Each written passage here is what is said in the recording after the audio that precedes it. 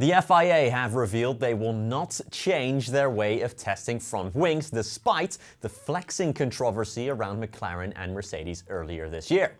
This was explained by Nicolas Tumbazis, director of single-seaters at the FIA. Before we delve any deeper, I am once again asking you to subscribe to the channel if you haven't already. We will continue to post news videos throughout the winter break, and we'd like you along for the ride.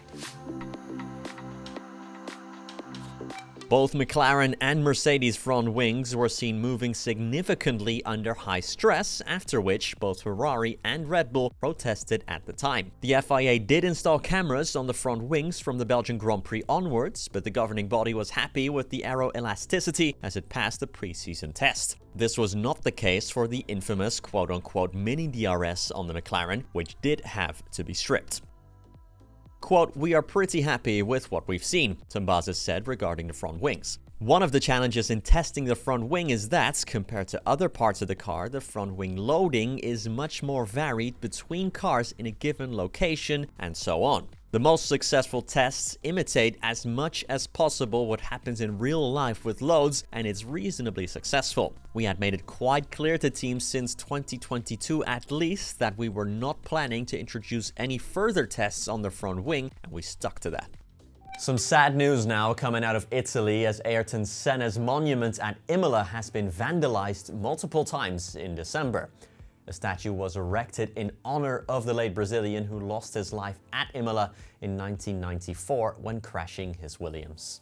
Luckily, the Senna statue itself was not damaged, but many of the flags and banners placed by fans and F1 drivers like Lewis Hamilton were burned or torn down. Formula Passion in Italy reports the damage was done by local teenagers when drunk on their way to a night out. There was no deeper meaning behind the vandalism. A quick trip over to MotoGP as Red Bull and KTM have confirmed they are in talks with Lewis Hamilton's management to buy a stake in the Works team. MotoGP is in deep financial trouble and are desperately looking for outside investors to keep the sport afloat. Liberty Media, owners of Formula One, have expressed interest in buying a majority stake, and Hamilton too seems to be wanting to get involved in the sport. Pit Beirer, Red Bull KTM sporting director, confirmed to German outlet Speedweek that Hamilton is in talks to take over the team.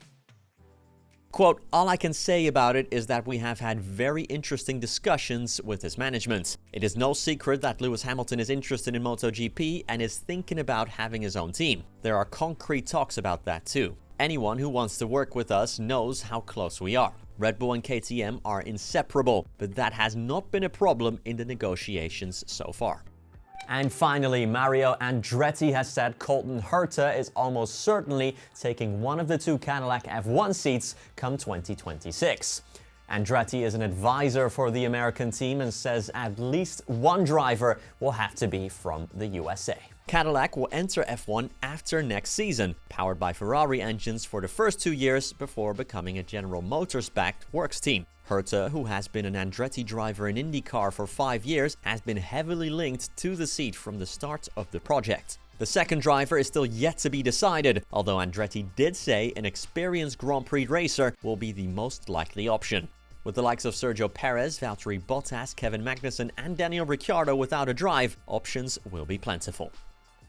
Quote, "I think the focus is to have at least one American driver from the start. But it makes sense to have an experienced driver by the side of this American. This will probably be Colton Herta. Many drivers are being considered. We are keeping all options open. You never know what will happen at the time of the final decision. Suddenly, someone you would have never thought of is available."